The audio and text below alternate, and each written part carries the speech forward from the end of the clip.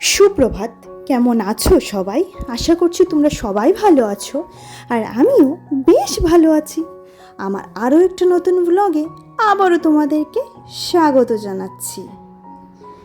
সকাল সকাল সকালটা শুরু করলাম গোলা রুটি আর চা দিয়ে। সকাল কিন্তু এখন হয়নি, হয়ে গেছে অনেক আগেই, কারণ মেয়ের যেহেতু স্কুল ছিল তার জন্য আমার তো প্রতিদিন 5টায় উঠতে হয়। এবার রাত 1টায় ঘুমায় আর 2টায় ঘুমায়, আমার উঠতে হয় 5টায়।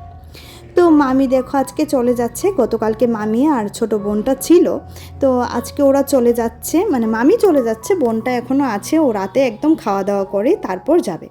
তো মামিকে চায়ের সাথে গোলা রুটি খাইয়ে দিলাম। শুধু মুখে তো যাবে না, আর খালি চা কী করে দিই বলো?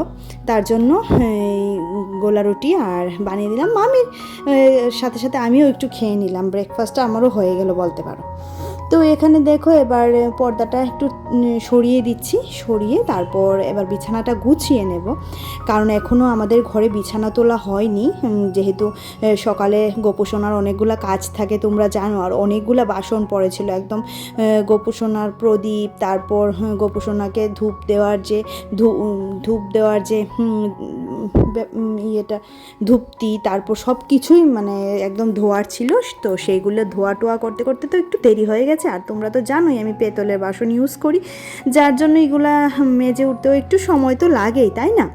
তো এখানে বিছানা তোলার পর এবার ভালো করে ঝাড়ু দিয়ে দিচ্ছি বিছানাটা। আর বোন ওই ঘরে শুয়ে আছে। তো ও এতটা বেশি ক্যামেরার সামনে আসতে চায় না, ক্যামেরার সামনে আমার বড়টা আসতে চায়, যেটাকে আমি আমার ইউটিউবের মাস্টার বলি। সেই আমাকে ইউটিউবের চ্যানেলটা খুলে দিয়েছিল। তো দেখো এখানে এবার চলে এলাম রান্না করছি মাছটা ভাজা, আর মাছ ভাজা করছি। রান্না করব মাছের ঝোল, একদম শুকনো শুকনো ঝোল নয়, মাছ শুকনো করব।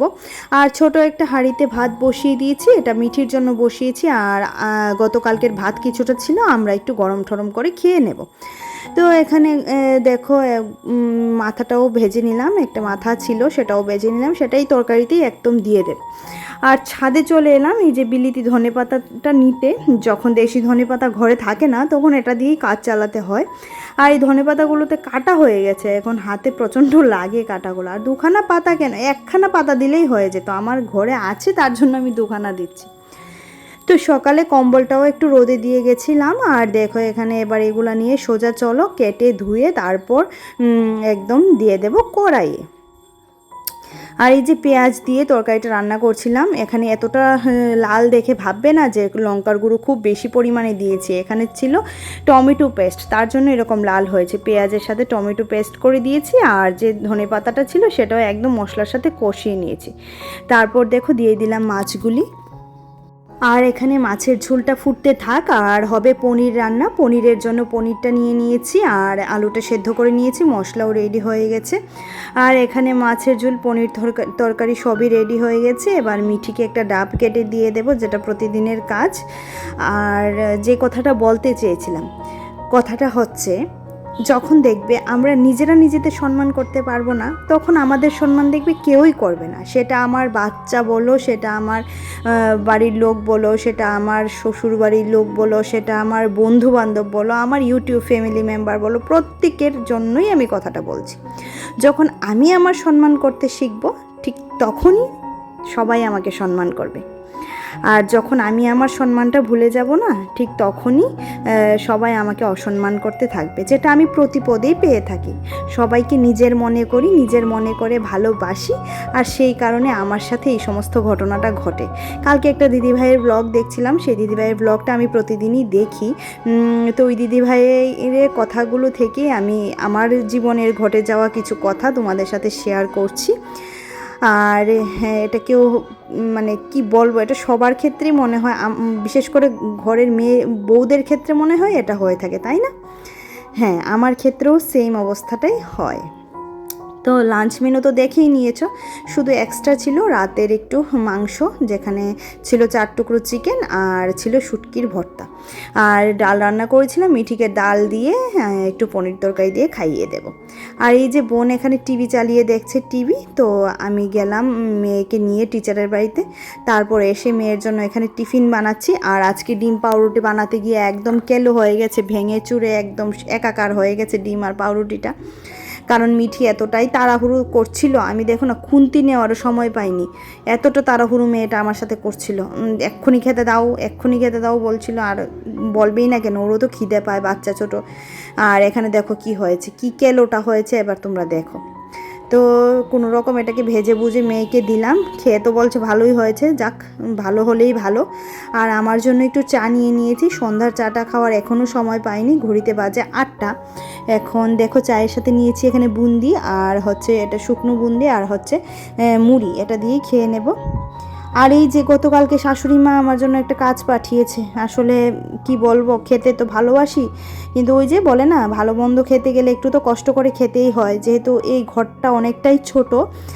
আর আমার এইসব জিনিস দেখবে পুকুর ঠুকুরে বসে কাটতে খুব ভালো লাগে, যদিও বা আমি বিয়ের আগে কখনোই এঁচড় কাটিনি, কিন্তু শ্বশুরবাড়িতে এসে সব কিছু শিখে গেছিলাম। শ্বশুরবাড়িতে পুকুরে নিয়ে বটি ঠটি নিয়ে বসতাম, আর এভাবে এঁচড়টা কাটতাম। তো দেখো এবারে এঁচড়টা মানে খুব তাড়াহুড়ো করে কাটতে হবে, এটা আস্তে ধীরে কাটলে হবে না। আর এই যে জলে ধরতে হবে, জলের মধ্যে ধরলেই দেখবে একদম আঠা ফাটা সব শেষ হয়ে যায়। আর এবার দেখো, এবার আর এটাকে 4 ফালি করব, মানে 2 টুকরোটাকে 4 টুকরো করব, করে তারপর ভালো করে আঠাটা ছাড়াবো, তারপর পিস পিস করে কেটে নেব। এভাবে করলে এঁচড় কাটলে দেখবে একটুকু আঠা লাগে না। আর কাটার সময় তো অবশ্যই একটু সর্ষের তেল লাগিয়ে নিতে হবে, তাহলে তো আঠা আরোই লাগবে না। সব কাজই মানে যে কোনো কাজই বলো না কেন, কাজগুলিকে যদি গুছিয়ে একটু একটু মানে গুছিয়ে বুদ্ধি করে করা যায় না, তখন দেখবে কোনোই কষ্ট হয় না।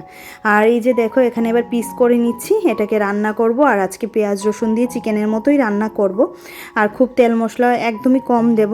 আর একটু রান্না করে বোনের সাথে পাঠিয়ে দেব মামির জন্য, মামি কাঁঠাল খুব ভালোবাসে খেতে, তো মামির জন্য একটু কাঁঠাল পাঠিয়ে দেব, বোন যেহেতু রাতে খেয়ে চলে যাবে, তো ওর সাথে একদম পাঠিয়ে দেব। আর এখানে দেখো এঁচোড়টা ভালো করে কেটে নিচ্ছি, আর এঁচোড়টা এতটাই কুচি, মানে কি বলবে, একদম নরম হয়ে গেছিলো এঁচোড়টা, খুব সুন্দর হয়েছিল খেতে, তেল মশলা কম হলে কি হবে, খেতে দারুণ হয়েছিল। তো এখানে দেখো এবার আর এঁচোড়টাকে একটু কুকারে সিটি দিয়ে নেব, অল্প একটু করে হলুদ আর একটু লবণ দিয়ে কুকারে সিটিটা মেরে নিলে, একটা সিটি দিয়ে দিলে হয়ে যাবে। তো এঁচোড় তোমরা কীভাবে কাটো সেটা আমাকে কমেন্ট করে অবশ্যই জানিও। আর এ বাড়িতে আসার পর খুব বেশি আমার এঁচোড় কাটতে হয়নি, কারণ মিঠির বাবা সবসময় বাজার থেকে কাটিয়েই নিয়ে আসে। আর এখানে তো আর কাটানো, মা পাঠিয়েছেন, এখন কি করব বলো, মাও পাঠিয়ে বলছে কেটে দিলে ভালো হতো, যেহেতু ওই বাড়িতে মার হেল্পিং হ্যান্ড আছে। তো মা বলছিল কেটে দিলে মনে হয় ভালো হতো, তুমি তো একা একা কাটবে। বললাম হ্যাঁ একা একা কাটতে পারবো, কোনো সমস্যা হবে না, তবে একটু তো সময়ের দরকার না, এগুলো হচ্ছে সময় সাপেক্ষ কাজ। আর যেহেতু আমি একটা বাধা ধরা সময়ের মাঝে থাকি প্রতিদিন বলতে পারো, মেয়েকে নিয়ে একটা বাধা ধরা সময়ের মধ্যেই আমার দিনটা কাটে, তার জন্য মা একটু টেনশন করে, এই তো আর কি। আর কুকারে একখানা সিটি দিয়ে দেবো বললামই তো, তো এটার সাথে কেটে আলুও দিয়ে দেবো ভাবছি, একটু আলু না দিলে বেশ খেতে মাখো মাখো ব্যাপারটা আসবে না। আর বললাম না এঁচোড়টা খুবই ভালো ছিল, খুবই ভালো, একদম এঁচোড়ে এখনও দানাই হয়নি, এত ভালো এঁচোড়টা ছিল।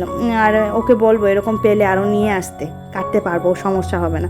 আর আমাদের বাড়ির এদিকে যেতে না, মানে আমাদের গ্রামের বাড়িতে শ্বশুর বাড়িতে যেতে রাস্তাঘাটে প্রচুর এঁচোড় গাছ, তোমার যদি ইচ্ছে হয় ওইখান থেকে তুমি পেরেও আনতে পারো, বেশ ভালো লাগে।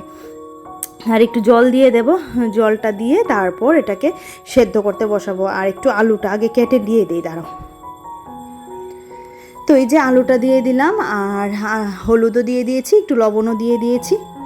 তো এখানে দেখো এঁচোড়টা বসিয়েও দিলাম, বললাম না এতটা টেস্টি হয়েছিল খেতে, তেল মশলা কম হলে কি হবে, খুব ভালো হয়েছিল খেতে এঁচোড়টা। তো এখানে একটু তোমার একটু কষিয়ে তারপর একটু জল দিয়ে দেবো। আজকে আর গরম জল করার এনার্জি নেই, কারণ মাথা ফাতা প্রচণ্ড ব্যথা করছিল একদম সকাল থেকেই। তারপর এঁচোড় কেটে রান্না করা সেটাও তো আছেই, তবে এটা রান্না করে রাখলে কালকে আমার আর রান্না করতে হবে না, কালকে দুপুরবেলাটা এটা দিয়ে হয়ে যাবে। তো বোন এখানে খাচ্ছে, আর মামির জন্য বেড়ে একটা কৌটোতে দিয়ে দিয়েছি। তো চলো আজকের মতো আমার ভিডিওটা তাহলে এখানেই রাখছি। ভিডিওতে যদি তোমাদের কিছু ভালো লাগে লাইক করে দিও, কমেন্ট করে দিও, চ্যানেলটা সাবস্ক্রাইব করে দিও। আর যারা যারা ভিডিও প্রতিদিন দেখো আর কমেন্ট করো সুন্দর সুন্দর, তাদেরকে জানাচ্ছি অসংখ্য ধন্যবাদ। তো চলো আজকের মতো tata, bye bye, good night.